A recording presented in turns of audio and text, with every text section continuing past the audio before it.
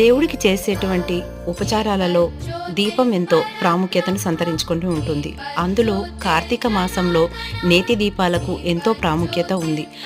అటువంటి నేతి దీపాలు నెయ్యి తక్కువగా వాడి అలాగే సువాసన భరితంగా దేవుడికి ఎంతో ప్రీతికరంగా ఉండాలంటే ఏం చేయాలో ఈ వీడియోలో ఇప్పుడు చూసేద్దాం.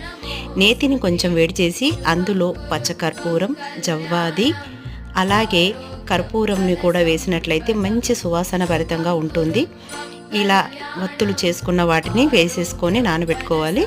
ఇవి బొడ్డొత్తులు, కుంభవత్తి అంటారు కదా, అవి అలాగే రుద్రవత్తులు కూడా వేసుకుంటున్నానండి. కాస్త చల్లారాక వేసుకోవాలి. నేను కొంచెం వేడిలో వేసాను. ఇలా వేసేసుకున్నాక కాసేపటికి అవి చల్లారి గడ్డగట్టిపోతాయండి. అప్పుడు మనం ఎక్కడికైనా తీసుకెళ్ళడానికి ఈజీగా ఉంటుంది. నెయ్యి కూడా చాలా తక్కువగా పడుతుంది, కారకుండా ఉంటుంది. దేవుడికి ఎంతో సువాసన భరితమైనటువంటి దేవుడి పూజకు మనం అందించే